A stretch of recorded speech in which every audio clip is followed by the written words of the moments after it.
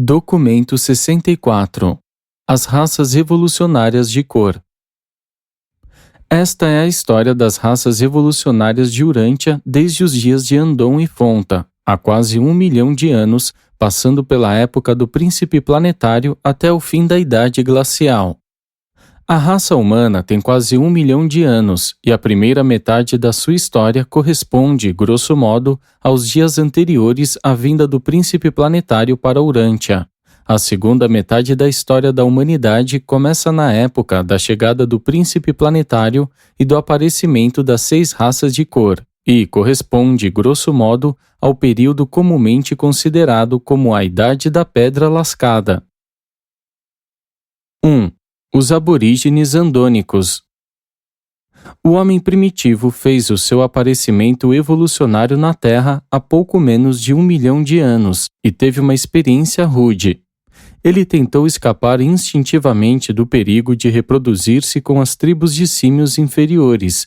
Contudo, ele não podia migrar para o leste por causa das elevações tibetanas áridas a 9.000 metros de altitude acima do nível do mar. Nem podia ir para o sul, nem para o oeste, por causa da grande extensão do mar Mediterrâneo, que então se estendia para o leste até o Oceano Índico. E, quando foi para o norte, ele encontrou o gelo que avançava. Porém, ainda que a migração posterior tivesse sido bloqueada pelo gelo, e, embora as tribos em dispersão houvessem se tornado cada vez mais hostis, os grupos mais inteligentes nunca alimentaram a ideia de ir para o sul, viver entre os seus primos peludos de intelecto inferior que habitavam em árvores. Muitas das primeiras emoções religiosas do homem brotaram do seu sentimento de impotência quanto ao meio ambiente fechado de tal situação geográfica: montanhas à direita, água à esquerda e gelo pela frente. Esses andonitas progressivos, todavia, não queriam voltar para o sul, para junto dos seus parentes inferiores, habitantes de árvores. Esses andonitas, ao contrário dos hábitos dos seus parentes não humanos, evitavam as florestas. Nas florestas, o homem sempre se deteriorara. A evolução humana fez progresso apenas em terras abertas e nas latitudes mais elevadas. O frio e a fome das terras abertas estimulam a ação, a invenção e o espírito empreendedor. Enquanto essas tribos andonitas produziam os pioneiros da raça humana atual, em meio às rudes provações e privações dos rigorosos climas nórdicos, os seus primos atrasados deleitavam-se nas florestas tropicais sulinas da terra de sua origem primitiva comum. Esses acontecimentos ocorreram durante os tempos da terceira invasão glacial, que os vossos geólogos consideram como sendo a primeira. Os 2 primeiros períodos glaciais não se estenderam à Europa setentrional. Durante a maior parte da Idade Glacial, a Inglaterra estava ligada por terra à França, enquanto, ulteriormente, a África esteve ligada à Europa pelo Istmo Siciliano. Na época das migrações andônicas, havia uma contínua rota de terras que, passando pela Europa e pela Ásia, ligava a Inglaterra a oeste até Java no leste. Mas a Austrália de novo estava isolada, o que acentuava ainda mais o desenvolvimento de uma fauna peculiar sua. Há 950 mil anos, os descendentes de Andon e Fonta haviam migrado para bem longe, a leste e a oeste. Para irem até o oeste, eles passaram pela Europa, indo para a França e a Inglaterra. Posteriormente, penetraram em direção leste até Java, onde os seus ossos foram recentemente encontrados, o chamado Homem de Java, e então prosseguiram no seu caminho para a Tasmânia. Os grupos que se dirigiram para o oeste ficaram menos contaminados pelas linhagens retrógradas, de origem ancestral comum, do que os que foram para o leste, que se miscigenaram livremente com os primos animais inferiores. Esses indivíduos não progressistas derivaram para o sul e logo se uniram com as tribos inferiores. Mais tarde, um número crescente de descendentes mestiços deles retornou ao norte, para se miscigenar com os povos andônicos que se expandiam rapidamente. E essas uniões infelizes infalivelmente deterioraram a raça superior. Os grupos primitivos mantinham, cada vez menos, a adoração daquele que dá o alento. Essa civilização primitiva, na sua aurora, estava ameaçada de extinção. E assim tem sido sempre em Urântia. As civilizações mais promissoras são as que se têm sucessivamente deteriorado e finalmente se extinguido, devido à loucura de permitir que os superiores procriem livremente com os inferiores. 2. Os povos de Foxhall. Há 900 mil anos, as artes de Andon e Fonta e a cultura de Onagar estavam em vias de desaparecimento da face da terra. A cultura, a religião e mesmo a elaboração de trabalhos de pedra estavam na mais plena decadência. Esses foram tempos em que um grande número de grupos de mestiços inferiores estava chegando à Inglaterra vindos do sul da França. Essas tribos eram tão misturadas com as criaturas simianas da floresta que mal podiam ser consideradas humanas. Não tinham nenhuma religião, mas faziam trabalhos toscos de pedra e possuíam inteligência suficiente para fazer o fogo. Eles foram seguidos na Europa por um povo de um certo modo superior e prolífico, cujos descendentes logo se espalharam por todo o continente, desde as geleiras ao norte até os Alpes e o Mediterrâneo ao sul. Essas tribos são as chamadas raças de Heidelberg. Durante esse longo período de decadência cultural, os povos de Foxhall, da Inglaterra, e as tribos de Badonan, do noroeste da Índia, continuaram a manter algumas das tradições de Andon e alguns remanescentes da cultura de Onagar. Os povos de Foxhall estavam no extremo oeste e tiveram êxito em guardar o suficiente da cultura andônica, e também preservaram o seu conhecimento do trabalho na pedra. Conhecimento esse que transmitiram aos seus descendentes, os antigos ancestrais dos esquimós. Embora os remanescentes dos povos de Foxhall tivessem sido os últimos a serem descobertos na Inglaterra, esses andonitas foram realmente os primeiros seres humanos que viveram naquelas regiões. Naquela época, uma ponte de terra ainda ligava a França e a Inglaterra. E, como a maioria dos primeiros povoados dos descendentes de Andon estava assentada ao longo dos rios e nas costas dos mares daquela época primitiva, esses povoados encontraram-se agora sob as águas do Canal da Mancha e do Mar do Norte, com exceção de uns 3 ou 4 que estão ainda acima do nível do mar na costa inglesa. Muitos dentre os povos de Foxhall, os mais inteligentes e espirituais, mantiveram a sua superioridade racial e perpetuaram os seus costumes religiosos primitivos. E esses povos, à medida que mais tarde se misturaram a linhagens subsequentes, transladaram-se da Inglaterra para o oeste, depois de uma invasão glacial ulterior, e sobreviveram, constituindo os esquimós atuais. 3. As tribos Badonan. Além dos povos de Foxhall no oeste, outro centro ativo de cultura subsistiu no leste. Esse grupo vivia nos sopés dos Planaltos, no noroeste da Índia, entre as tribos de Badonan, que era um tetraneto de Andon. Esses povos foram os únicos descendentes de Andon que nunca praticaram o sacrifício humano. Esses badonitas das terras altas ocuparam um platô extenso, cercado de florestas, atravessado por correntezas e abundante em caça. Como alguns dos seus primos no Tibete, eles viviam em abrigos rudes de pedra, em grutas nas encostas e em geleiras semi-subterrâneas. Enquanto as tribos do norte temiam cada vez mais o gelo, os que viviam perto das suas terras de origem tornaram-se excessivamente temerosos da água. Eles presenciaram a península da Mesopotâmia afundando gradativamente no oceano, e, embora ela emergisse várias vezes, as tradições dessas raças primitivas cresceram em função dos perigos do mar e do medo de inundações periódicas. E esse temor, junto com a sua experiência de enchentes de rios, explica por que buscavam os Planaltos como um local seguro onde viver. A leste do domínio dos povos de Badonan, nos montes Siwalik, da Índia do Norte, podem ser encontrados fósseis que se aproximam dos tipos de transição entre o homem e os vários grupos pré-humanos, mais do que em quaisquer outros locais na Terra. Há 850 mil anos, as tribos superiores de Badonan começaram uma guerra de exterminação, dirigida contra os seus vizinhos inferiores e animalizados. Em menos de 1000 anos, a maior parte dos grupos animais dessas regiões fora destruída ou recuara de volta para as florestas do sul.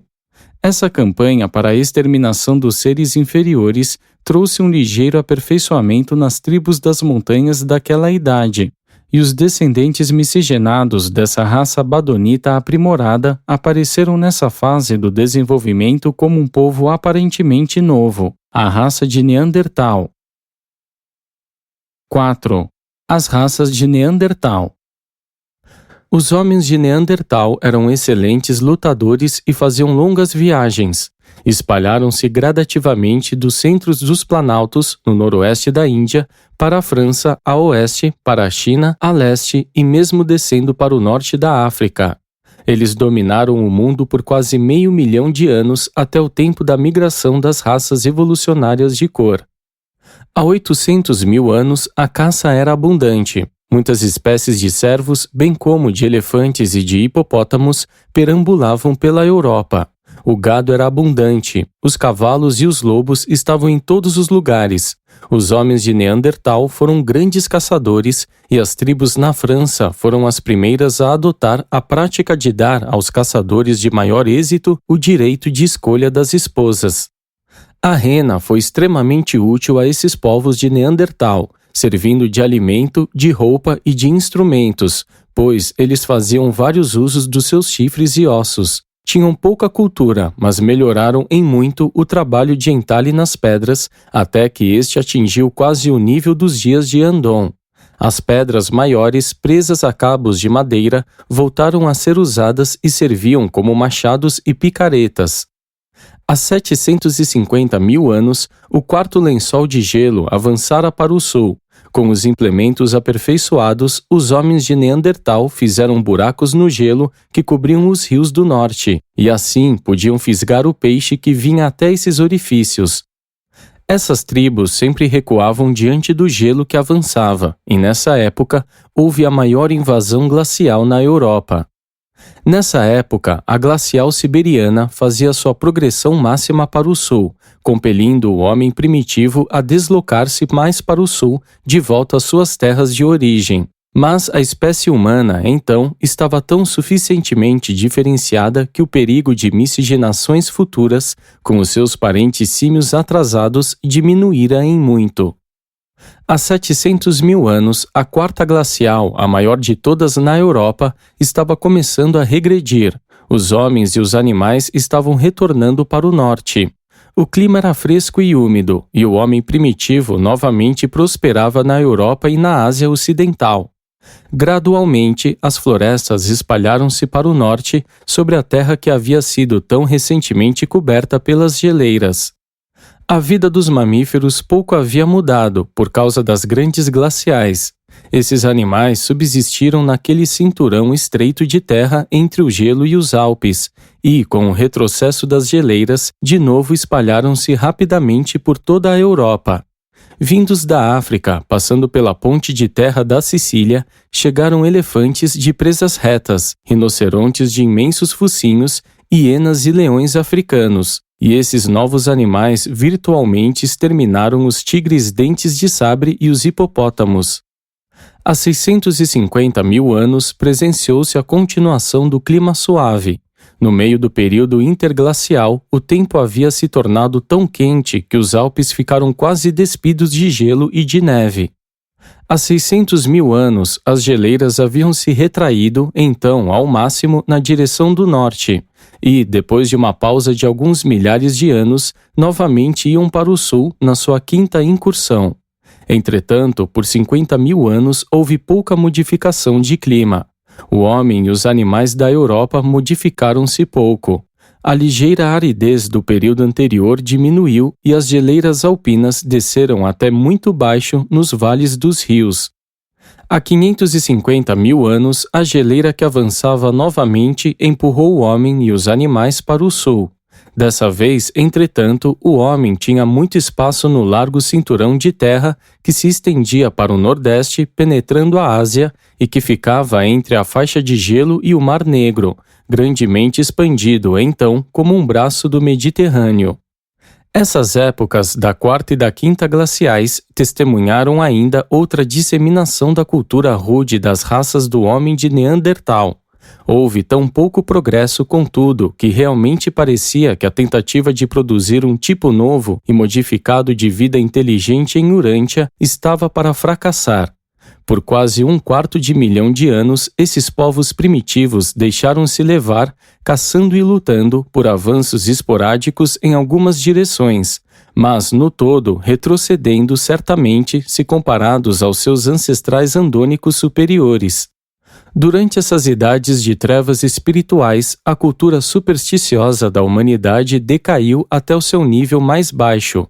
O homem de Neandertal realmente não tinha nenhuma religião além de uma superstição vergonhosa. Eles tinham um medo mortal das nuvens, mais especialmente de nevoeiros e neblinas. Uma religião primitiva de medo das forças naturais desenvolveu-se gradativamente, enquanto a adoração de animais declinava à medida que o aperfeiçoamento das armas, com a abundância da caça, tornou esse povo capaz de viver com menos ansiedade a respeito da própria alimentação, e as recompensas do sexo aos melhores caçadores levaram ao melhoramento nas habilidades da arte da caça. Essa nova religião do medo levou às tentativas de aplacar as forças invisíveis por trás dos elementos naturais e culminou posteriormente com os sacrifícios de seres humanos para apaziguar essas forças físicas invisíveis e desconhecidas. E essa prática terrível do sacrifício humano tem sido perpetuada pelos povos mais atrasados de Urântia até o século XX desta era. Esses primitivos homens de Neandertal dificilmente poderiam ser chamados de adoradores do sol. Eles viviam mais o medo da escuridão. Tinham um pavor mortal do cair da noite. Desde que a lua brilhasse um pouco, eles conseguiam manter o seu sangue frio. Mas, nas noites sem lua, eles chegavam ao pânico e começavam a sacrificar os seus melhores exemplares de homens e mulheres em um esforço para induzir a lua a brilhar de novo. O sol, eles logo perceberam, voltaria regularmente, mas a lua, eles achavam que ela retornava por causa dos sacrifícios que faziam dos seus semelhantes. À medida que a raça avançou, o objeto e o propósito do sacrifício mudaram progressivamente. Mas a oferta do sacrifício humano, como parte de um cerimonial religioso, perdurou ainda por um longo tempo. 5. A origem das raças coloridas. Há 500 mil anos, as tribos Badonan dos Planaltos ao noroeste da Índia viram-se envolvidas em uma outra grande luta racial. Por mais de 100 anos, essa guerra impiedosa gerou a violência, e, quando a longa luta chegou ao fim, restavam apenas cerca de 100 famílias. Esses sobreviventes eram, porém, os mais inteligentes e os mais desejáveis de todos os descendentes de Andon e Fonta, que então permaneciam vivos. E, entre esses badonitas dos Planaltos, houve um acontecimento novo e estranho. Um homem e uma mulher que viviam na parte nordeste da região habitada dos Planaltos começaram subitamente a produzir uma família de crianças inusitadamente inteligentes. Essa foi a família Sanjiki, os ancestrais de todas as 6 raças coloridas de Urântia. Essas crianças Sanjikis, em número de 19, não apenas eram mais inteligentes do que os seus semelhantes, mas as suas peles manifestavam uma tendência única de tomar várias cores com a exposição à luz do sol. Dessas 19 crianças, 5 eram vermelhas, 2 alaranjadas, 4 amarelas, 2 verdes, 4 azuis e 2 índigo-negras. Essas cores tornaram-se mais pronunciadas à medida que as crianças foram ficando mais adultas e, quando mais tarde, esses jovens se mesclaram aos seus companheiros de tribo. Toda a sua progenie tendia para a cor de pele do ascendente Sanjiki. E agora eu interrompo a narrativa cronológica para chamar a vossa atenção à chegada do príncipe planetário, por volta dessa época, enquanto consideramos separadamente as 6 raças Sanjikis de Urântia. 6. As 6 raças Sanjikis de Urântia. Num planeta evolucionário normal, as 6 raças evolutivas de cor aparecem uma a uma. O homem vermelho é o primeiro a evoluir e, durante idades, ele percorre o mundo antes que as sucessivas raças coloridas apareçam. A emergência simultânea de todas as 6 raças em Urântia e em uma mesma família foi bastante excepcional. O aparecimento dos primeiros Andonitas em Urântia foi também um fato novo em Satânia.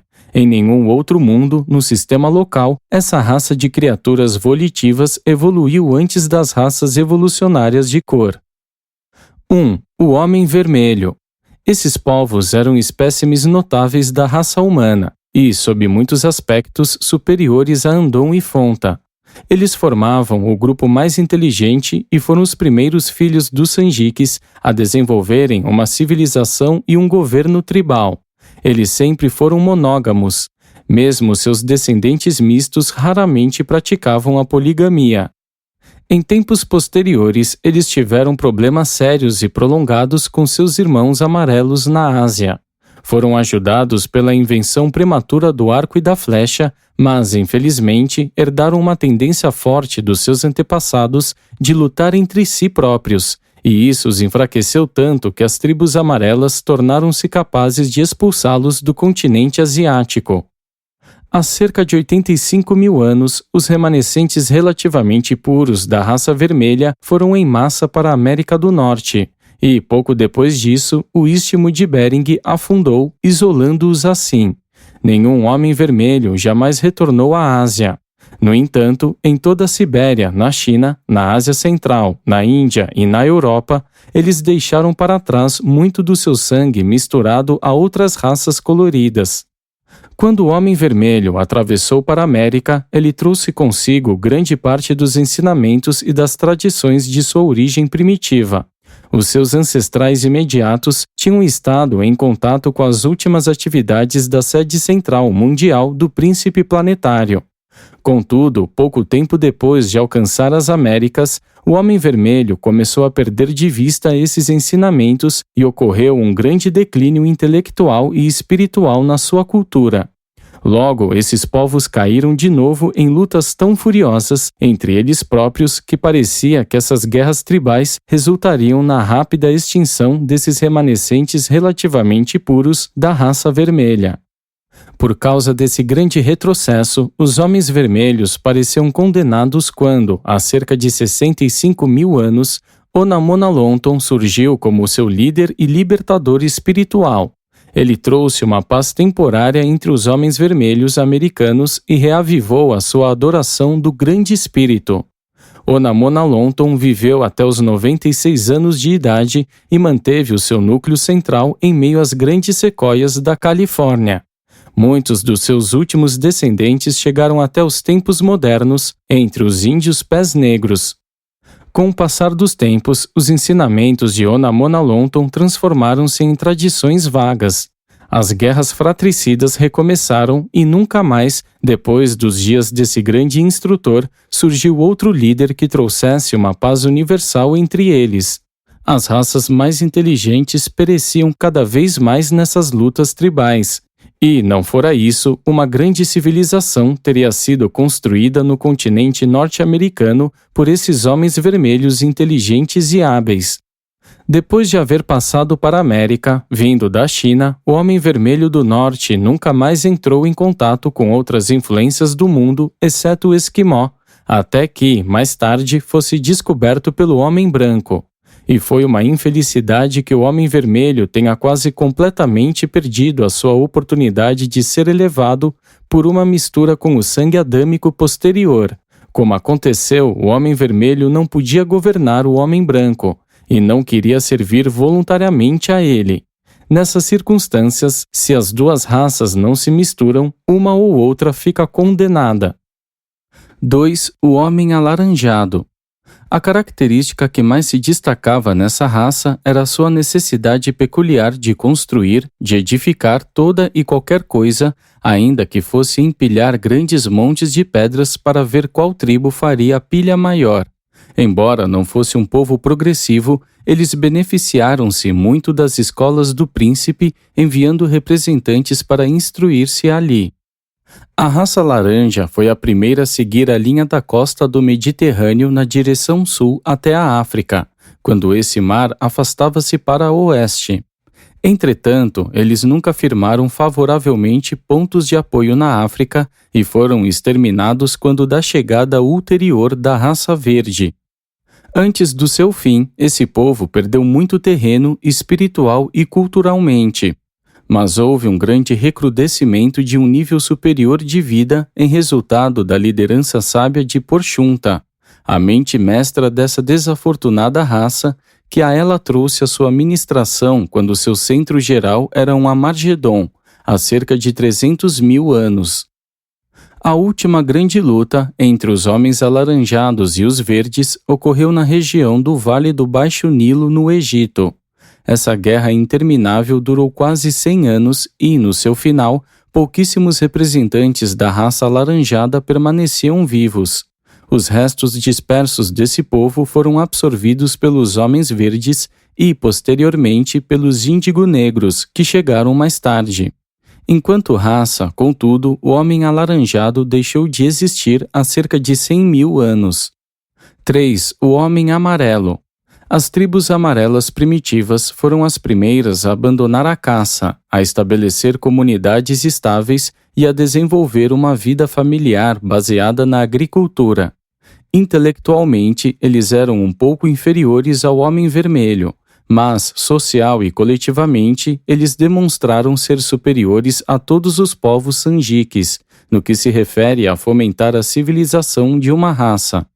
Por haverem desenvolvido um espírito fraternal, com as várias tribos aprendendo a viver juntos em uma paz relativa, eles tornaram-se capazes de ir expulsando a raça vermelha à medida que iam gradualmente expandindo-se pela Ásia.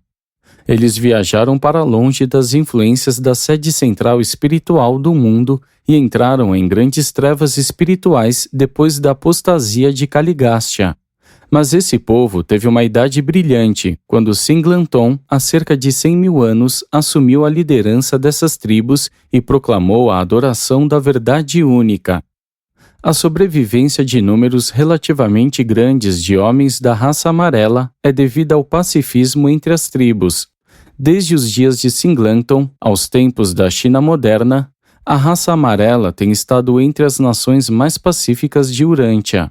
Essa raça recebeu um legado pequeno, mas potente, da posterior descendência adâmica importada. 4. O Homem Verde. A raça verde foi um dos grupos menos capazes de homens primitivos, e eles foram muito enfraquecidos pelas extensas migrações em várias direções. Antes da sua dispersão, essas tribos conheceram um grande renascimento cultural sob a liderança de Fantade, há uns 350.000 anos.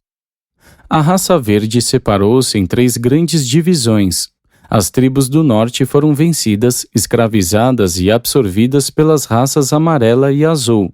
O grupo do leste foi amalgamado aos povos da Índia daqueles dias, e alguns remanescentes ainda perduram em meio àqueles povos. A nação sulina entrou na África, onde destruiu a raça dos seus primos, quase igualmente inferiores da raça alaranjada. Sob muitos aspectos, ambos os grupos estavam equiparadamente dotados para essa luta, pois ambos traziam linhagens da Ordem dos Gigantes. Muitos dos seus líderes tinham entre 2,40 m e 2,60 m de altura. Essas linhagens de homens verdes gigantes ficaram, na sua maioria, confinadas a essa nação sulina ou egípcia. Os remanescentes dos homens verdes vitoriosos foram absorvidos subsequentemente pela raça índigo, o último dos povos coloridos a desenvolver-se e a emigrar do centro sanjique original de dispersão das raças. 5. O Homem Azul.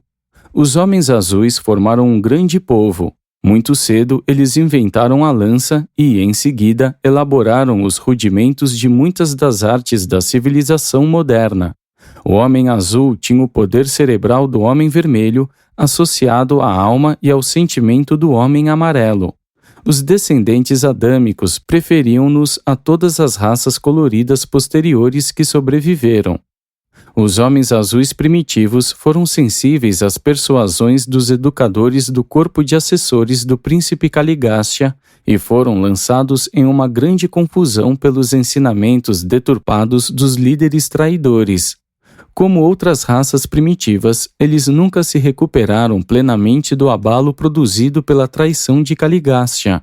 e também nunca conseguiram superar inteiramente a tendência de lutar entre si.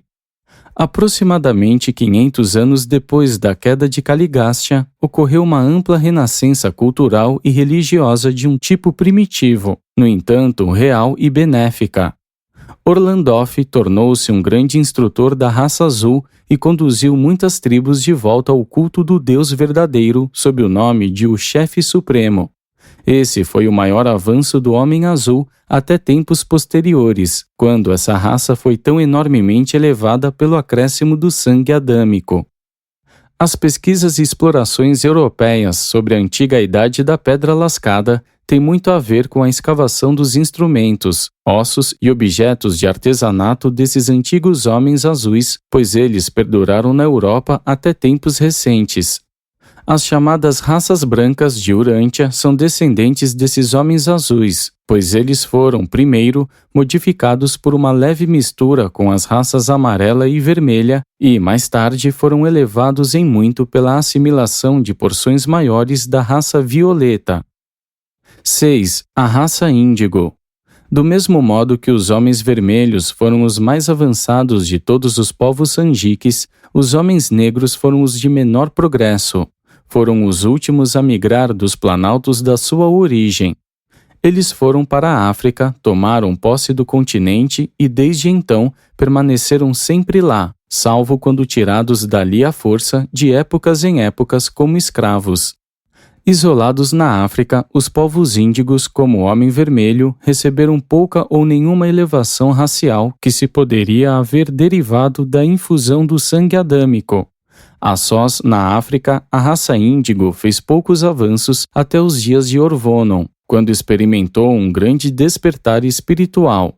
Se bem que, mais tarde, quase se esqueceu do Deus dos deuses, proclamado por Orvonon, não perdeu inteiramente o desejo de adorar o desconhecido. Pelo menos manteve uma forma de adoração até uns poucos milhares de anos. Não obstante o seu atraso, esses povos índigos têm o mesmo status perante os poderes celestes de qualquer das outras raças terrenas. Essas foram idades de lutas intensas entre as várias raças. Contudo, próximo à sede central do príncipe planetário, os grupos mais esclarecidos e de instrução mais recente viveram juntos em uma relativa harmonia. Embora nenhuma grande conquista cultural das raças do mundo tenha sido realizada até o momento em que a eclosão da rebelião de Lúcifer causou uma séria interrupção nesse regime de harmonia. De tempos em tempos, todos esses diferentes povos conheceram renascimentos culturais e espirituais. Mansante foi um grande educador dos dias pós-príncipe planetário. Contudo, estamos fazendo menção apenas aos líderes destacados e educadores que influenciaram e inspiraram de modo marcante uma raça inteira. Com o passar dos tempos, muitos mestres menores surgiram, em regiões diferentes. E, no conjunto, eles contribuíram muito para a soma total das influências salvadoras que impediram um colapso cabal da civilização cultural, especialmente durante as idades longas e obscuras entre a rebelião de Caligástia e a chegada de Adão. Há razões boas, suficientes e em grande número que justificam o plano de fazer evoluir 3 ou 6 raças coloridas nos mundos do espaço. Embora os mortais de Urântia possam não estar em posição de saber apreciar todas essas razões, nós gostaríamos de chamar a atenção para as seguintes.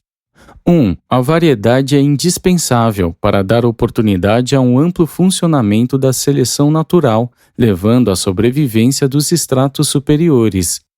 2. Raças mais fortes e melhores podem ser obtidas, em consequência de cruzamentos de povos diversos, quando essas raças diferentes são portadoras de fatores de uma herança superior.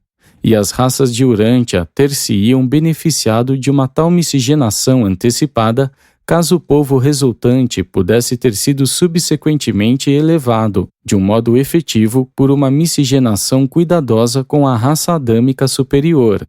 Uma tentativa de se efetuar um experimento assim em Urântia, sob as condições raciais atuais, seria altamente desastrosa. 3. A competição é saudavelmente estimulada pela diversidade de raças. 4. As diferenças no status das raças e grupos dentro de cada raça são essenciais para o desenvolvimento da tolerância e do altruísmo humano. 5. A homogeneidade da raça humana não é desejável, antes que os povos de um mundo em evolução atinjam níveis relativamente altos de desenvolvimento espiritual. 7. A dispersão das raças de cor. Quando os descendentes coloridos da família Sanjique começaram a multiplicar-se e a buscar oportunidades de expansão nos territórios adjacentes, a quinta glacial, ou segundo vossos cálculos geológicos, a terceira, já estava bem avançada na sua arremetida para o sul sobre a Europa e a Ásia. Essas primeiras raças coloridas haviam sido testadas de um modo extraordinário pelos rigores e privações da idade glacial da sua origem. Essa glacial foi tão extensa na Ásia que, por milhares de anos, a migração para o leste da Ásia ficou interrompida, e não foi possível alcançar a África antes da última retração do mar Mediterrâneo, consequente da elevação da Arábia. Assim foi que, durante quase 100 mil anos, esses povos sanjiques espalharam-se pelos sopés das montanhas e misturaram-se, mais ou menos intensamente, não obstante a antipatia peculiar, mas natural, que cedo se manifestou entre as diferentes raças. Entre a época do príncipe planetário e a de Adão, a Índia tornou-se o lar das populações mais cosmopolitas jamais encontradas na face da Terra. Infelizmente, porém, essas misturas vieram a conter elementos excessivos das raças verde, alaranjada e índigo. Esses povos sanjiques secundários tiveram uma existência mais facilitada e agradável nas terras do sul, e muitos deles posteriormente migraram para a África. Os povos sanjiques primários, as raças superiores, evitaram os trópicos, a vermelha indo para o nordeste até a Ásia, seguida de perto pelo homem amarelo, enquanto a raça azul mudou-se para o nordeste, ganhando a Europa. Os homens vermelhos começaram a migrar muito cedo para o nordeste, acompanhando o recuo do gelo, contornando os planaltos da Índia e ocupando todo o nordeste da Ásia. E foram seguidos de perto pelas tribos amarelas, que os expulsaram, subsequentemente, da Ásia para a América do Norte. Quando os remanescentes da linhagem relativamente pura da raça vermelha abandonaram a Ásia, havia 11 tribos, e o número deles era de pouco mais do que 7 mil, entre homens, mulheres e crianças. Essas tribos estavam acompanhadas de 3 grupos pequenos, de ascendência mista, o maior dos quais sendo uma combinação das raças alaranjada e azul. Esses 3 grupos nunca confraternizaram plenamente com o Homem Vermelho e logo rumaram na direção sul para o México e para a América Central, onde a ele se juntou mais tarde um pequeno grupo misturado de amarelos e vermelhos. Esses povos casaram-se todos entre si, fundando uma nova raça miscigenada muito menos guerreira do que os homens vermelhos de linhagem pura. Em 5.000 anos, essa raça amalgamada dividiu-se em 3 grupos, estabelecendo respectivamente as civilizações do México, da América Central e da América do Sul. O ramo da América do Sul recebeu um leve toque do sangue de Adão. Numa certa extensão, os homens vermelhos e amarelos primitivos misturaram-se na Ásia, e a progênie dessa união emigrou para o leste e ao longo do litoral sulino, e, finalmente, a raça amarela, que crescia rapidamente, expulsou-os para as penínsulas e as ilhas próximas da costa marítima. São eles os homens morenos de hoje em dia. A raça amarela continuou a ocupar as regiões centrais da Ásia Oriental. De todas as 6 raças coloridas, dela foram os que sobreviveram em maior número. Embora os homens amarelos de quando em quando entrassem em guerras raciais, eles não levavam adiante as guerras intermináveis e implacáveis de exterminação, como as que faziam os homens vermelhos, os verdes e os alaranjados. Essas 3 raças virtualmente destruíram-se antes que pudessem ser finalmente aniquiladas pelos seus inimigos das outras raças. Posto que a quinta glacial não se estendeu tanto para o sul, na Europa, o caminho estava parcialmente aberto para que esses povos sanjiques migrassem para o noroeste, e, com o recuo do gelo, os homens azuis, junto com outros poucos pequenos grupos raciais, migraram para o oeste, acompanhando as velhas trilhas das tribos andônicas. Eles invadiram a Europa em ondas sucessivas, ocupando a maior parte do continente. Na Europa, logo eles encontraram os descendentes de Andon, o homem de Neandertal, da sua ascendência primitiva comum. Esses antigos homens de Neandertal, europeus, haviam sido levados para o sul e para o leste pelas invasões glaciais, e assim estavam em posição de encontrar e de absorver rapidamente os seus primos invasores das tribos Sanjiques. Em geral, e desde o princípio, as tribos Sanjiques foram, sob muitos aspectos, bastante superiores e mais inteligentes do que os deteriorados descendentes dos homens andônicos das planícies. E a mistura dessas tribos Sanjiques com os homens de Neandertal levou uma melhora imediata da raça mais antiga. Foi essa infusão do sangue Sanjique, mais especialmente a dos homens azuis, que produziu aquele desenvolvimento marcante nos povos de Neandertal, demonstrada nas ondas sucessivas de tribos cada vez mais inteligentes que se espalharam pela Europa vindas do leste. Durante o período interglacial seguinte, essa nova raça de Neandertal disseminou-se desde a Inglaterra até a Índia. Os remanescentes da raça azul que haviam ficado na velha Península Pérsica, posteriormente miscigenaram-se com alguns outros elementos, sobretudo amarelos, e a mistura resultante, em uma certa medida, elevada subsequentemente pela raça violeta de Adão, sobreviveu na forma das bronzeadas tribos nômades dos árabes modernos. Todos os esforços para identificar os ancestrais sanjiques dos povos modernos devem levar em conta o aprimoramento posterior das linhagens raciais pelo subsequente acréscimo do sangue adâmico. As raças superiores buscaram os climas do norte ou temperados, enquanto a raça alaranjada, a verde e a índigo sucessivamente penderam mais para a África, passando pela ponte recentemente elevada de terra que separava o mar Mediterrâneo, que recuava para o oeste, e o Oceano Índico. O último dos povos sanjiques a migrar do seu centro de origem racial foi o homem índigo, por volta da época em que o homem verde estava eliminando a raça alaranjada no Egito e enfraquecendo muito a si próprio ao fazê-lo. O grande êxodo dos negros começou para o sul, através da Palestina, ao longo da costa. E, mais tarde, quando esses povos índigos, fisicamente fortes, invadiram o Egito, eles extinguiram totalmente os homens verdes, pela simples força numérica.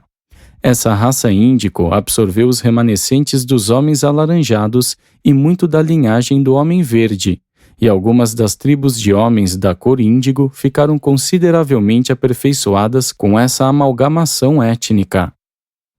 E assim, parece que o Egito foi primeiramente dominado pelo homem alaranjado, depois pelo verde, seguido pelo homem índigo negro e, mais tarde ainda, por uma raça mestiça de índigo, azul e de homens verdes modificados.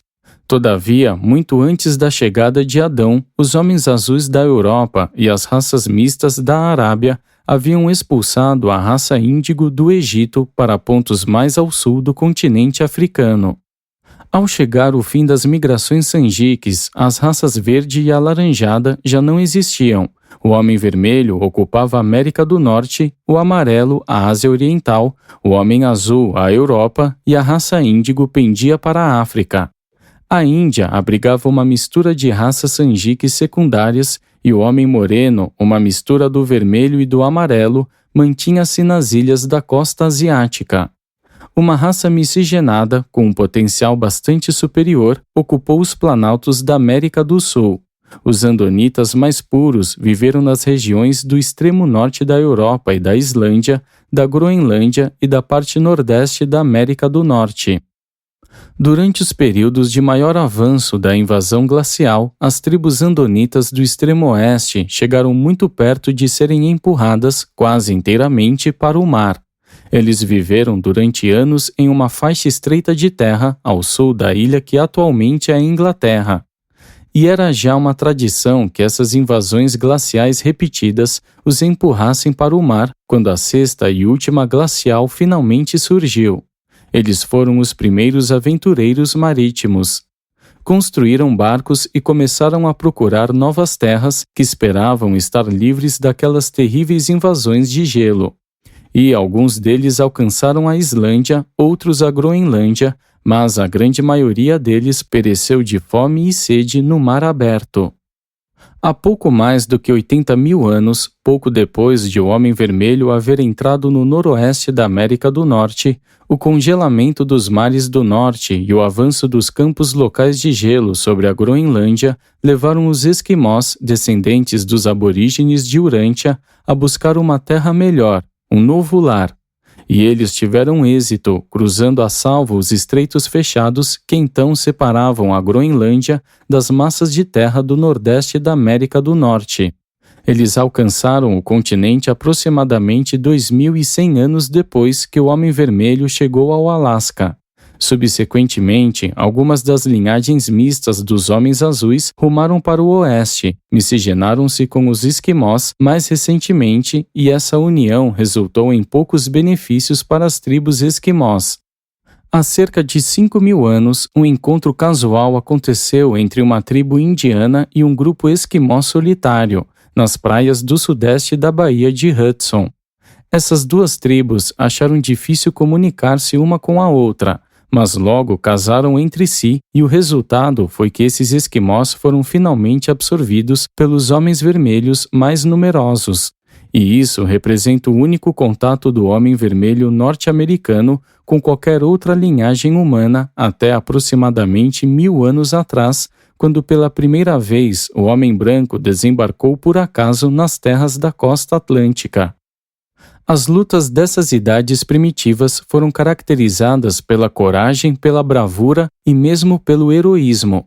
E todos nós lamentamos que tantos desses traços de vigor e de legitimidade dos vossos primeiros ancestrais houvessem sido perdidos nas raças mais recentes.